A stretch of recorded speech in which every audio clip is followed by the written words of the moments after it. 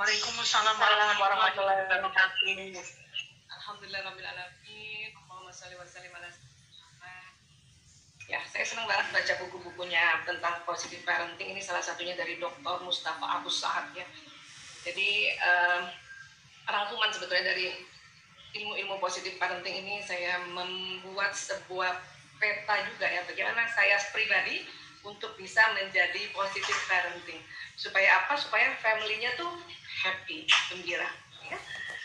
Baik, sebelumnya kita lihat dulu sebetulnya apa sih positive parenting. Positive parenting ini sebetulnya pola asuh yang menyenangkan bagi orang tua dan anak. Ya, ini garis bawahi, menyenangkan. Ya. Baik, kemudian positive parenting ini mengutamakan rasa kasih sayang terhadap anak bukan dengan kekerasan. Ya. Tentu ya positive parenting ini jelas-jelas ya Allah yang meminta kita untuk melakukan pola asuh parenting kita ini. Jenis pola asuhnya itu yang penuh kasih sayang, penuh kelembutan ya. Nah, dasarnya ini surat Ali Imran ayat 159 ya. Bismillahirrahmanirrahim. Fabima rahmatin minallah lintallahum walau kunta fazzan ghalizal qalbi lan faddu min haulika ya. Maka disebabkan rahmat dari Allah lah kamu berlaku lemah lembut terhadap mereka. Sekiranya kamu bersikap keras, lagi berhati kasar, tentulah mereka menjauhkan diri dari sekelilingmu. Wah, saya sudah lembut, tapi itu anak masih songong. Ini Allah juga ajarkan kita di sini ya. Fa'fu anhum wastaghfir lahum. Ya, karena itu maafkanlah mereka, mohonkan ampun bagi mereka. Jadi kalau kita sudah mulai ya belajar untuk mencoba lembut pada anak-anak, tapi itu anak kayaknya masih juga ada aja ya alasannya, anak-anak namanya juga anak-anak ya.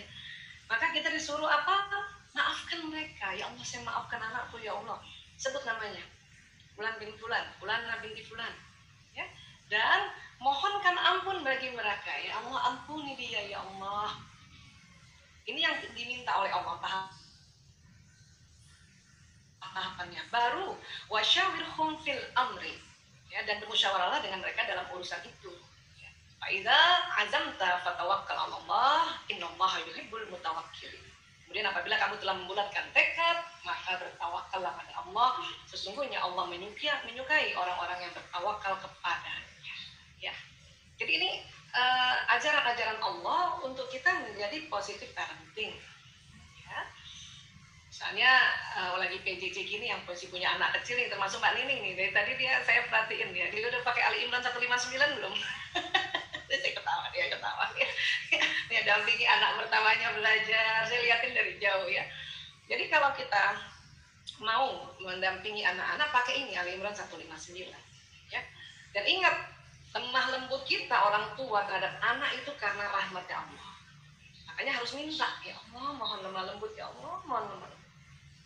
Ngapain Bu Aisyah susah-susah lemah lembut, itu kan anak kita sendiri. Nah gitu ya, ada orang yang kayak gitu tuh ya. Di sini Allah ajarkan kita, sekiranya kamu bersikap keras, lagi berhati kasar, mereka menjauh darimu. Nah ini bahaya nih, menjauh. Apalagi sekarang kalau menjauh, anak-anak selalu keluar rumah, aduh itu virus COVID menanti ya. Apalagi sih sebetulnya sebelum pandemi ini apa yang bahaya menjauh? Itu tadi, bandar narkoba, mafia LGBT, tawuran, judi, pornografi, porno aksi. Kenapa? Karena anak menjauh. Tapi terkadang ternyata setelah saya pikir-pikir, walaupun kadang di rumah, kadang anak juga menjauh, walaupun fisiknya di rumah. Dia menjauh, kenapa? Karena orang tuanya keras dan berhati kasar. Ini wanti-wanti saya ingatkan diri saya untuk ingat selalu Ali Imran 159. Ya, ulang-ulang. Itu kayak kita udah lembut, ya tadi Mbak Nining udah lembut kasih tahu anaknya, ayo nak kerjain dulu ini tugasnya gitu. Tapi biasa anak-anak songong. Ada aja dia mau tes ibunya rupanya ya, bawah sadarnya, atau entah kenapa anak-anak kadang-kadang capek lah, bosan dan sebagainya ya. Nah maka untuk itu di dalam hati kita bilang, ya Allah saya maafkan anakku ini ya Allah, karena anaknya banyak sebut namanya ya. Kemudian mohonkan ampun, ya Allah ampuni dia ya Allah, ampuni dia ya Allah. Baru ajak musyawarah, baru kita ajak ya, ayo nak kita kerjakan ini nak. Kamu capek ya, kamu ngantuk ya, kamu kesel ya. Nah itu di musyawarah, tapi kita maafkan dulu dia dan mohonkan ampun dulu dia, baru ajak musyawarah. Nanti kalau sudah pada saat musyawarah ini sudah ada ya keputusan gitu ya, kata anaknya, Bunda aku nanti aja dulu, aku lapar.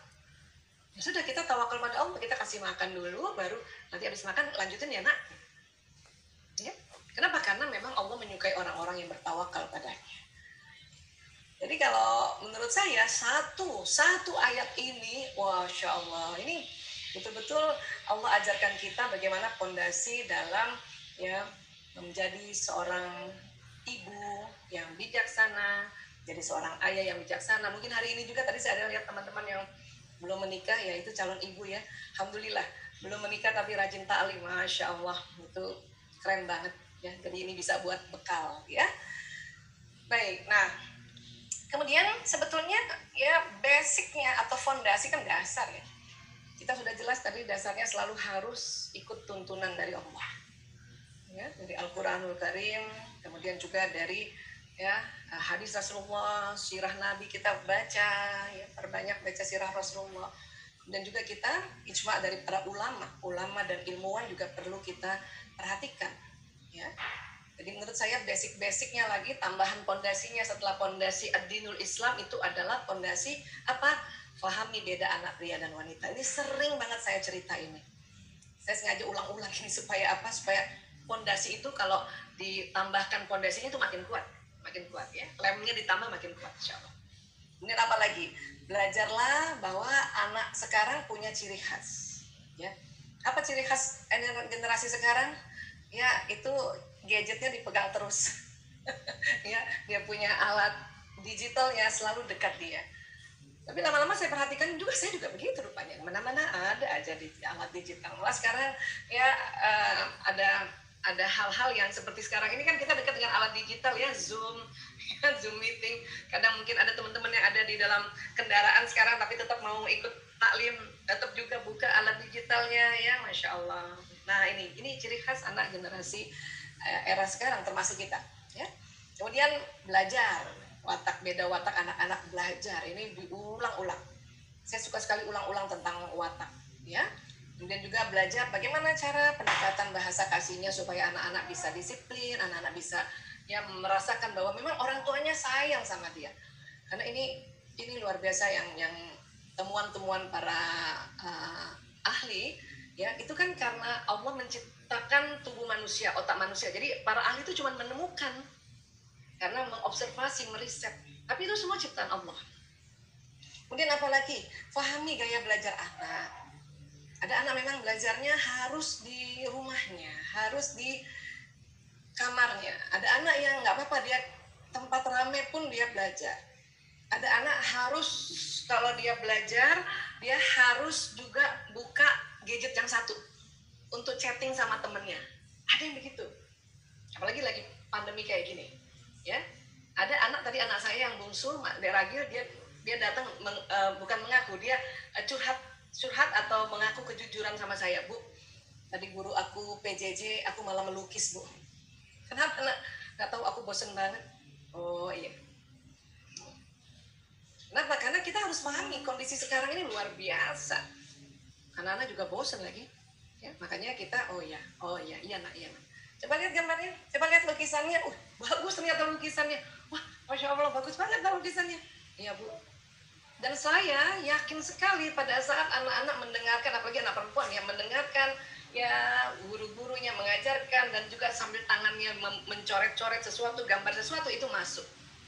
Karena Ragil salah satu gaya belajarnya adalah kinestetik. Saya yakin sekali itu. Ya, dan saya bilang tadi, tenang nak, insya Allah. Justru kamu dengan menggambar, pelajaran dari gurumu masuk nak. Oh iya ya Bu ya, iya. Oh dia senang. Ya, nah, ini. Jadi ini tambahan pondasi yang kita tambahkan di atas ya family kita atau di atas tatanan rumah tangga kita. Tentu pondasi paling dasar sekali dan yang harus diperkuat adalah pondasi kita punya ad-dinul Islam. Pelan-pelan belajar terus ya. Baik, nah ini saya paling sering ini. Tahun ini, baru hari ini saya keluarkan lagi gambar ini, otak manusia.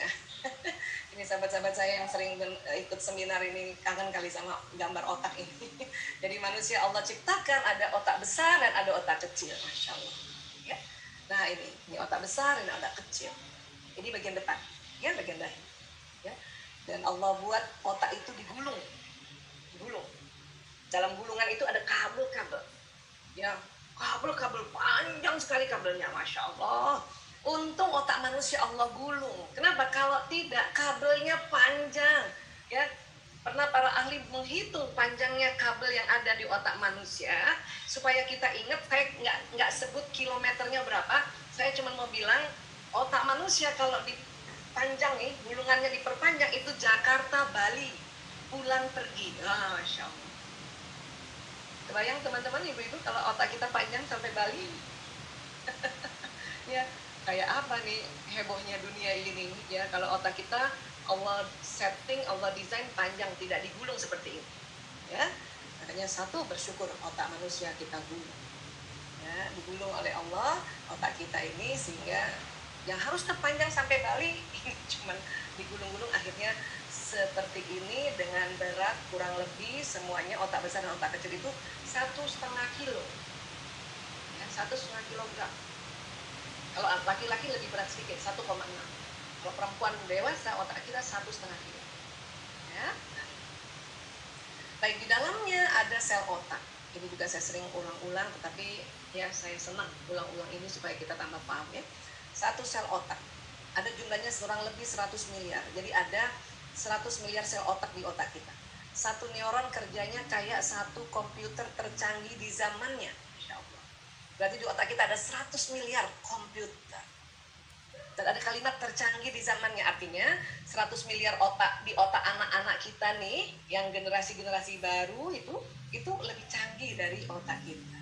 Itu harus diakui. Ya. Nanti di dalam otak itu terjadi kabel-kabel tadi. Ini kan ada kabel-kabelnya ya, ada kabel-kabelnya nih. Ya, terjadi sambungan-sambungan. Tuh, jadi terjadi sambungan-sambungan. Di situ terjadi peristiwa kimia dan terjadi peristiwa fisika dan ini terjadi kayak apa ya? Sambungan-sambungan yang luar biasa dan kayak listrik, ada listrik di otak kita. Ya Allah. Setiap kita belajar sesuatu, mendengarkan sesuatu, melihat sesuatu, merasakan sesuatu, mengecap sesuatu, ya, memegang sesuatu, itu masuk di dalam otak kita. Terjadi sambungan-sambungan. Ya, Masya Allah. Nah ini jadi sambungan neuron di otak ini kurang lebih kayak gini. Dia berulang. Ya, apabila kita mendengar, melihat hal yang berulang, dia berulang. Ya, itulah ilmu itu kenapa harus diulang-ulang supaya sambungannya berulang. Sehingga apa? Tambah paham. Ya, nah ini terjadi seperti ini. Makanya kan kalau doa mau belajar kan Rabbi zidni ilman warzuqni fahman. Ya Allah, tambahilah ilmuku dan tinggikanlah pemahamanku. Ya. Ini. Jadi kalau tinggi pemahaman itu berarti ini neuronnya makin sering tersambung-sambung. Baik, nanti dari otak ya itu akan jalan ke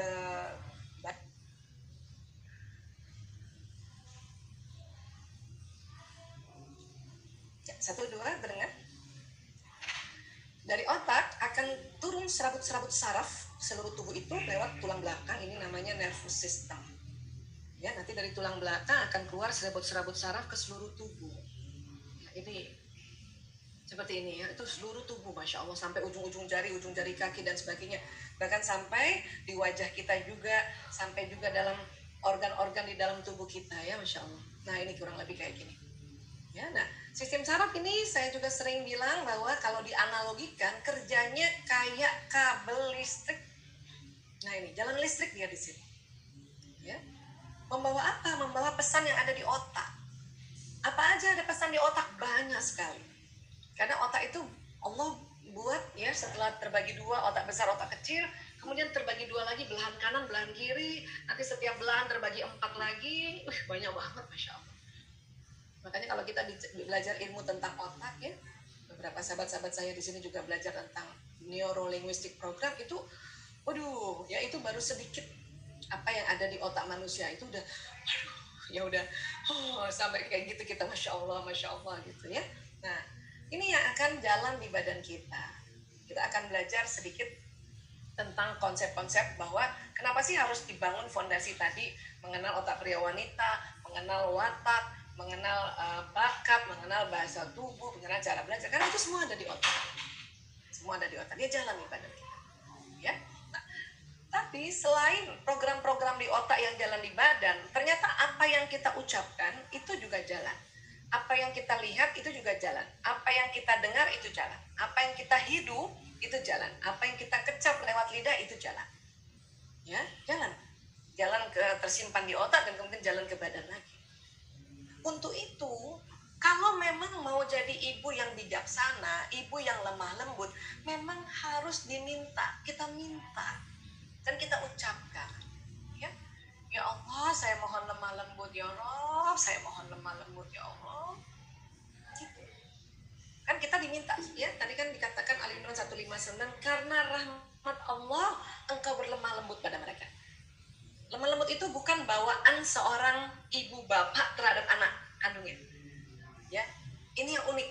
Katanya ibu sayang sama anak, tapi ibu kepengen maunya sama anak cepet-cepet, buru-buru. Cepetan dong, ayo cepetan dong, kerjain, ayo cepetan, gitu ya. Maunya buru-buru.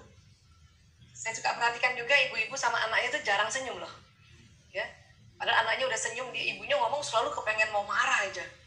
Kenapa? Karena mau buru-buru. Itulah makanya dikatakan karena rahmat Allah engkau berlemah lembut pada mereka. Jadi minta sama Allah, ya Allah saya mau lemah lembut ya Allah.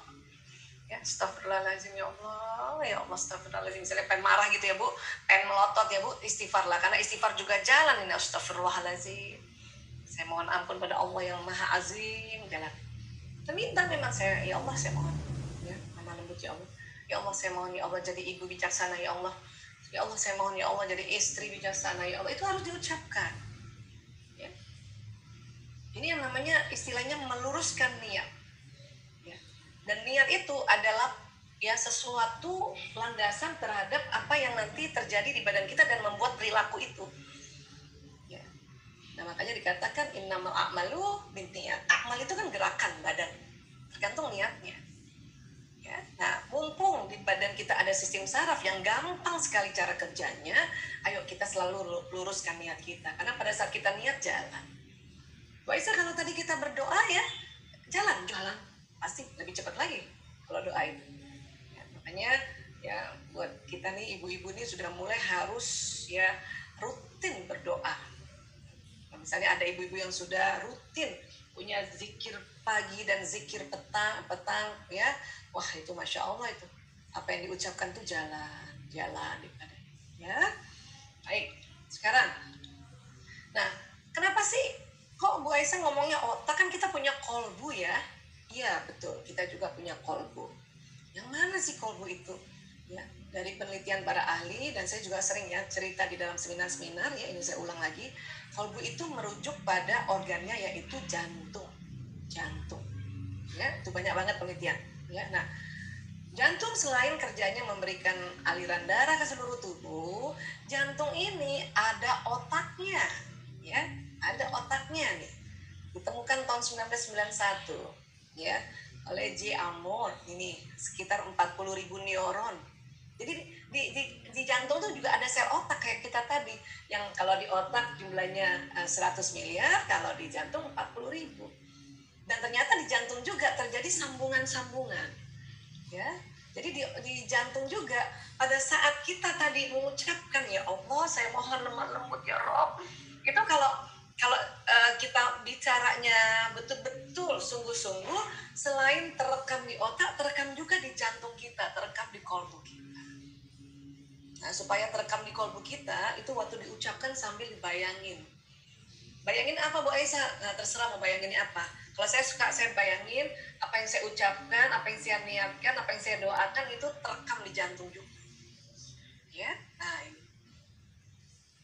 Jadi kalau saya sering banget ditanya sama orang-orang, Bu Aisyah kalau saya mau bijak sama anak gimana? Bu Aisyah kalau saya mau jadi istri soleha bagaimana? Saya cuma bilang, ibu harus diomongin, diucapkan. Kenapa harus diucapin Bu Aisyah? Ya memang begitu cara kerja tubuh dan memang sudah diajarkan untuk kita meniatkan dan meluruskan niat. Bahkan terkadang ya, kalau ini kan lagi pandemi jadi kita jarang keluar rumah ya. Waktu sebelum pandemi, setiap pun misalnya kita mau pergi ke taklim, itu di pintu rumah kita mau keluar itu harus luruskan niatnya dan kita doa dulu. Ya, selain kita doa Bismillah tawakkaltu 'ala Allah wala haula wala quwata illa billah, ya Allah saya niatkan ini lillahi ta'ala. Atau misalnya kita mau besuk teman kita yang sedang sakit, ya Allah saya mau besuk temanku lillahi ta'ala ya Allah. Ya, atau kita mau ngapain aja keluar rumah lillahi ta'ala ya Allah. Kenapa? Karena nanti beda orang yang keluar rumah langsung keluar gitu aja dengan kita ya berdoa dulu dan meluruskan niat. Itu beda banget kan? Beda pencapaiannya. Ya, ini karena ini akan terjadi rekaman di otak, rekaman di kolbu juga. Ya, nah ini ya, saya suka banget lihat gambar ini soalnya karena saya merasa gitu ya Allah jantung ini ternyata ada sambungan neuronnya. Ya. Makanya kalau kita mengucapkan hal-hal yang baik, maka ya ini kolbu ini atau mudghah ini baik dan nanti seluruh jasad baik. Karena nanti kolbu ini kasih pesan lagi seluruh jasad untuk melakukan hal yang baik. Ya. Tapi kalau mudghah atau kolbu ini buruk, maka nanti seluruh tubuh buruk. Nah, salah satu untuk membuat kolbu ini senantiasa baik itulah ucapan-ucapan kita. Pendengaran kita, penglihatan kita. Ya. Nah, baik. Ini dia, ya.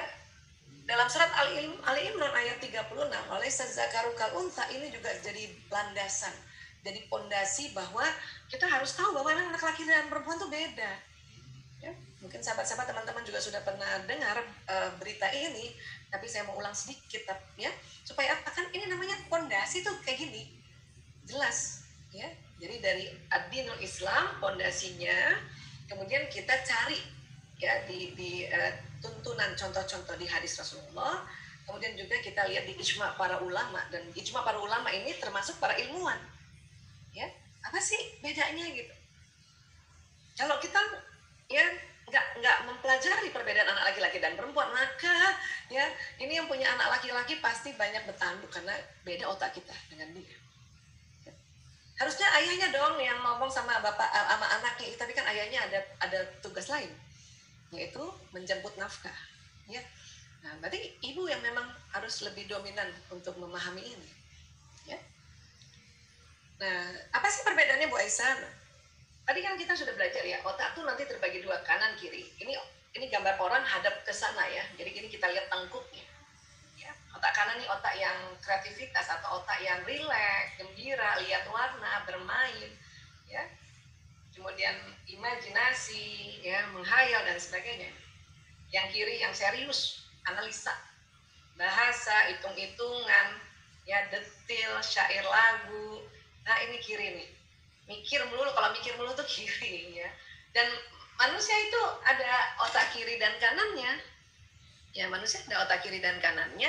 Artinya kita bisa serius, kita bisa rileks, ya. Jadi kalau serius terus nanti otak kirinya terlalu capek, ya, atau terlalu rileks nanti otak kanannya terlalu capek. Maka ini harus dikombinasikan atau harus diseimbangkan.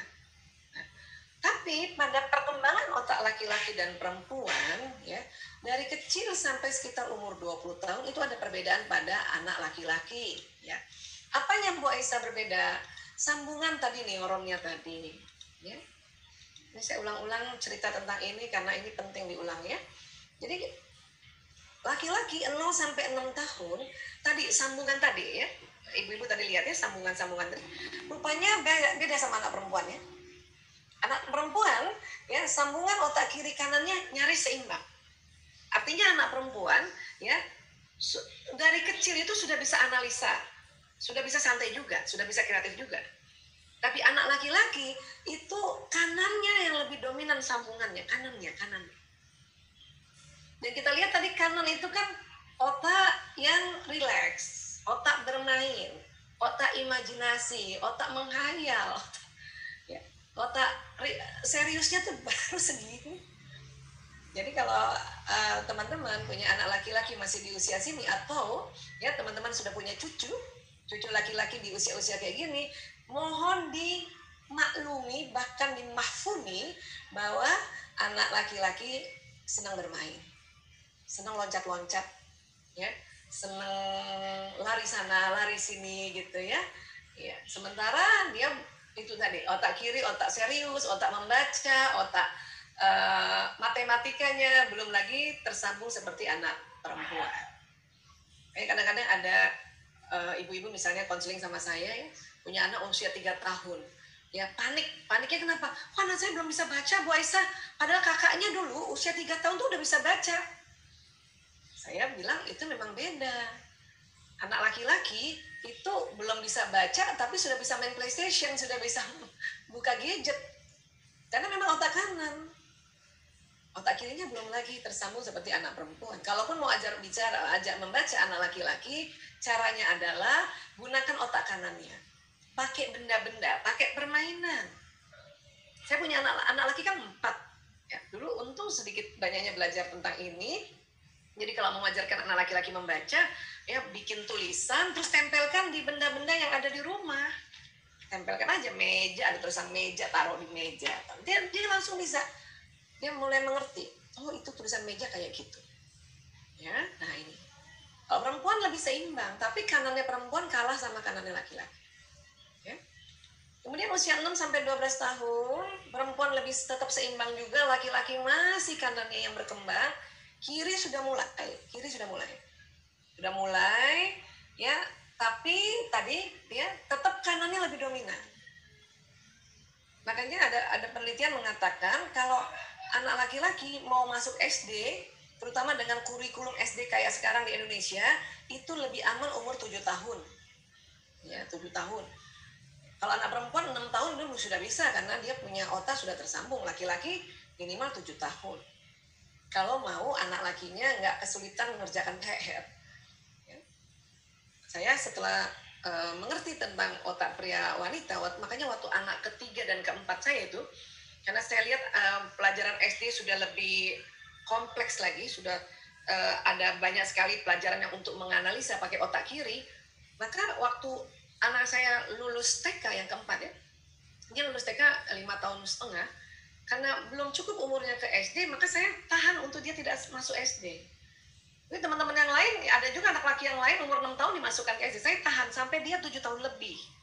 Supaya apa? Supaya pada saat dia masuk SD dengan kurikulum yang banyak sekali menggunakan otak kiri, dia sudah lebih mudah. Dan betul, saya tidak sulit untuk mendampingi Ananda belajar. Ini yang waktu itu ya untung juga ya. Kalau waktu anak pertama kedua saya karena kurikulum SD tidak sekompleks sekarang, jadi ya 6 tahun mereka masuk. Tapi pas udah mulai dari Mas Kakung, Mas Galer itu 7 tahun ke atas, 7 tahun lebih malah. Ya, 7 tahun lebih. Nah ini. Kemudian mulai 12 sampai 18, perempuan tetap kiri kanannya seimbang, laki-laki masih kanannya yang dominan, Masya Allah. Maka para bunda jangan heran kalau anak laki senang main terus ya. Makanya coba deh supaya kita nggak stres, karena memang otak kita berbeda. Coba mulai masukkan dalam prinsip di otak kita bahwa laki-laki itu pada saat dia bermain itu dia belajar. Kok gitu Bu Aisyah? Saya bisa paham kalau ibu-ibu bilang kok gitu ya, karena otak kita nggak begitu. Ya, coba mulai. Oh, jadi setiap anak laki-laki lagi bermain bilang oh dia lagi belajar. Belajar apa ya? Belajar dalam permainan itu lah.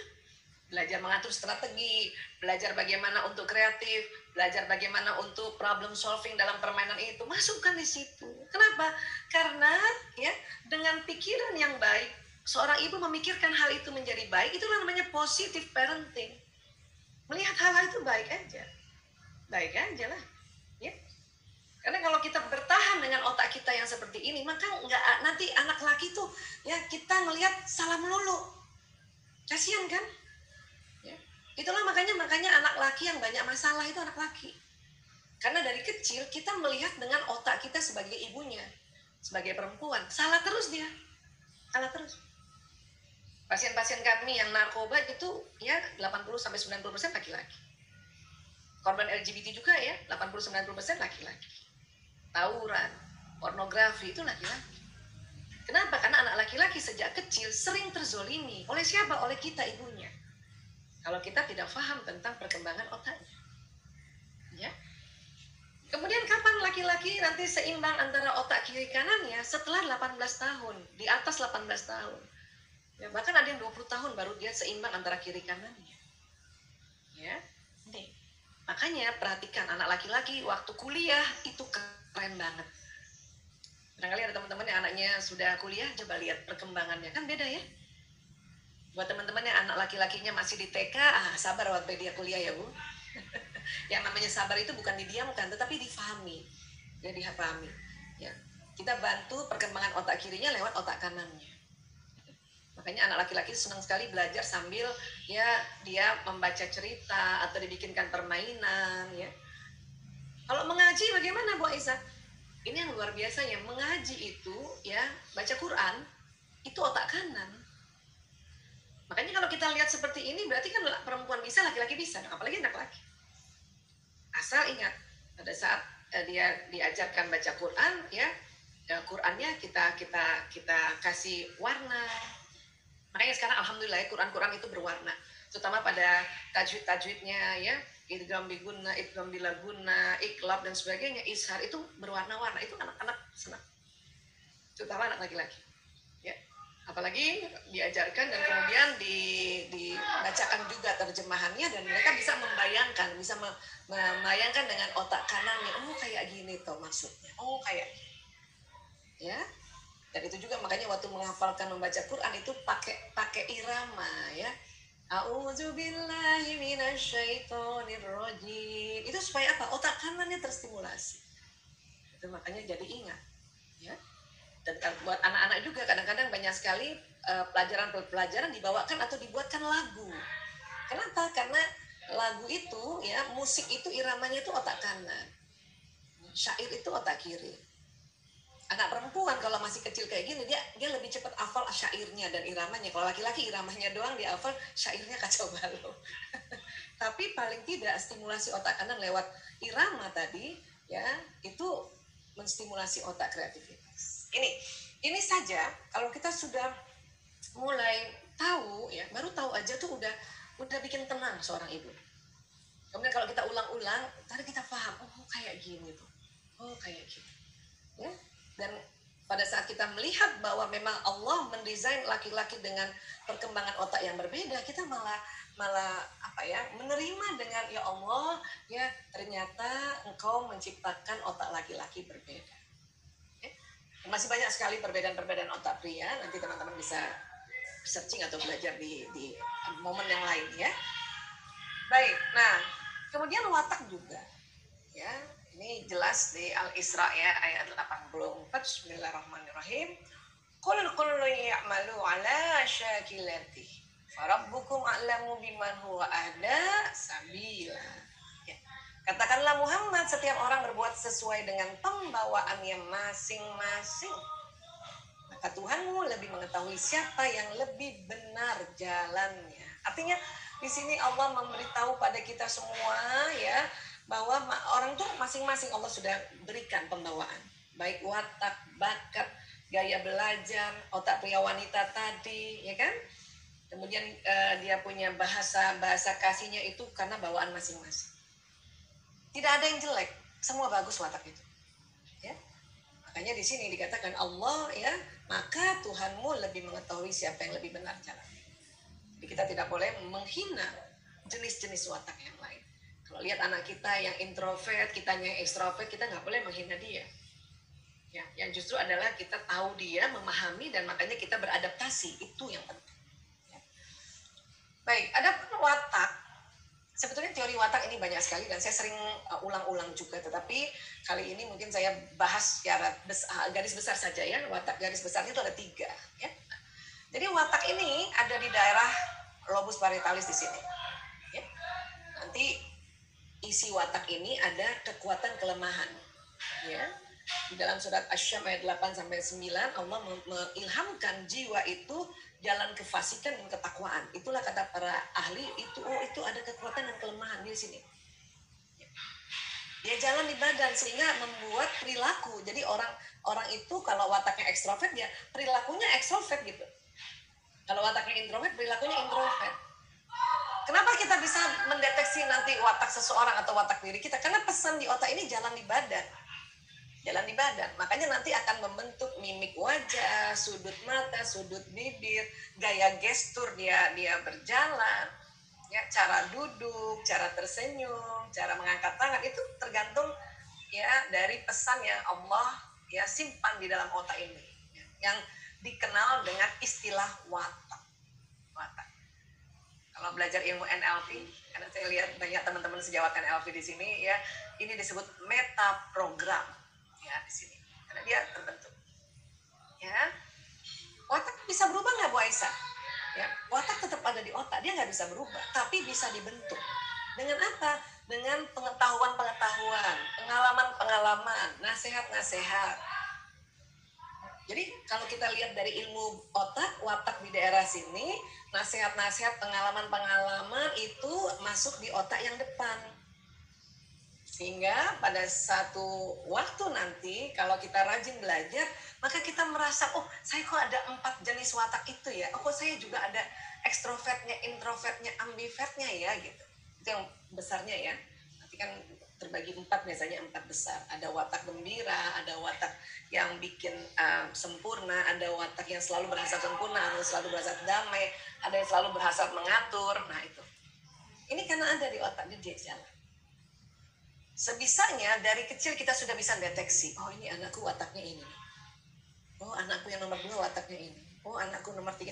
Itu akan membuat seorang ibu terutama ya, kita kalau bicara orang tua oke, tapi kan memang lebih banyak ibu, karena ibu di otak ibu tuh ada program tarbiyah ya, belajar dan mengajarkan ya.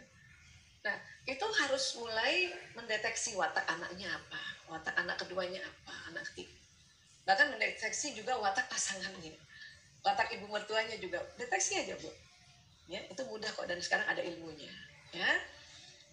Baik, nah 3 watak dasar, introvert, ambivert, ekstrovert.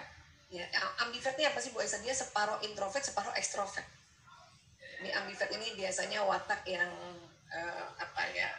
karena ekstrovert introvert dia kadang-kadang nggak stabil. Ini stabil, introvert ini stabil, ekstrovert stabil. Ambivert ini suka mut-mutan. Ya. Nah, bagaimana sih mendeteksinya? Ya, kita deteksi ya. Ya. Apakah teman-teman atau ibu-ibu orang yang introvert? Coba ya. Apa sih orang introvert? Lebih memilih ada di tempat sepi. Dalam 7 hari, orang introvert itu kalau bisa 7 harinya di tempat yang sepi. Kalau bisa. Ya, maunya sih gitu.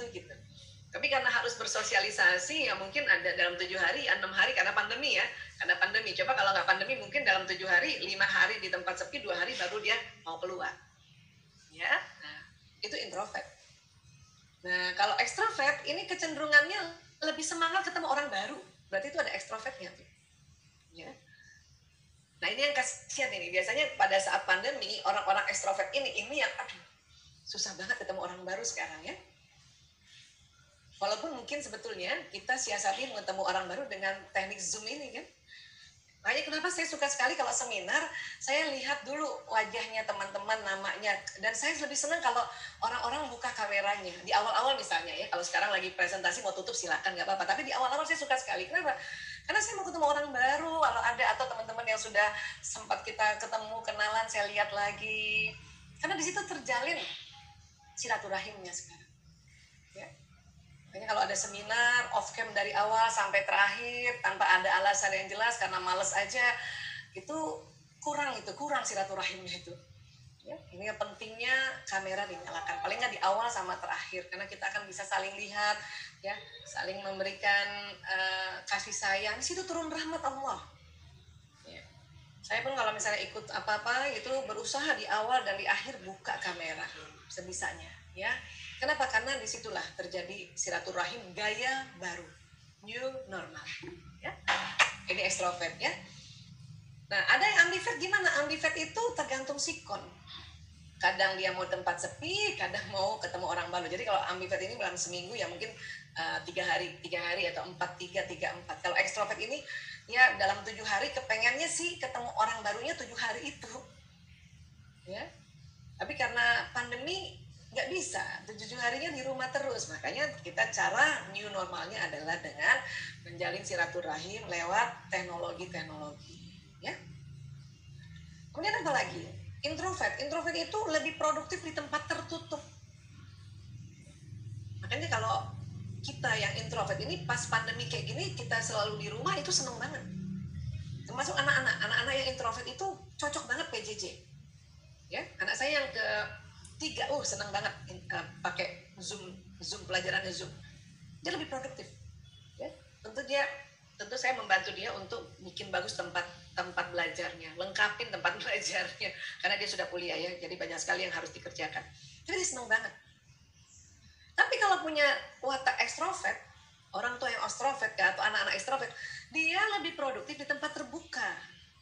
Nah ini yang kasihan ini. Ini yang kasihan. Makanya kalau ada anak-anak yang sudah mulai bosan ya, dan kemudian kita tidak memfasilitasi ya kegiatan-kegiatan di dalam rumah, udah mulai bosan ini. Ya, udah mulai bosan.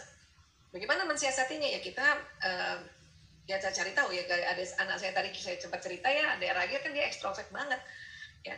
Jadi bahwa dia tetap mau di rumah dan kemudian dia melukis kah, dia mau rapin tempat tidurnya, kamar tidurnya diganti lagi, kemudian dia tempatnya dari tempat tidur di sini jangan dipindah sini, itu saya biarkan gitu ya. Atau misalnya dia sedang PJJ tadi yang saya ceritakan tadi, dia sambil menggambar atau sambil bikin prakarya, saya biarkan aja. Kenapa? Karena memang maunya dia itu dia produktif di tempat terbuka karena pandemi nggak bisa tempat terbuka ya sudah di rumah, mau nggak mau kita harus memfasilitasi itu semua ya. Kalau ambivert ini bisa keduanya. Ini juga kadang-kadang bosen tapi nggak bosen anak ekstrovert ya. Ibu-ibu juga ada nih, kita ada yang anak orang ekstrovert nih, kalau di rumah terus nggak produktif, makanya keluar gitu ya. Kemudian apa lagi? Introvert, ekstrovert, dan ambivert. Introvert terpulihkan energinya saat sendirian. Jadi anak-anak introvert ini anak-anak yang kalau lagi sendiri malah terpulihkan energinya. Nah, ekstrovert terpulihkan energinya saat beramai-ramai.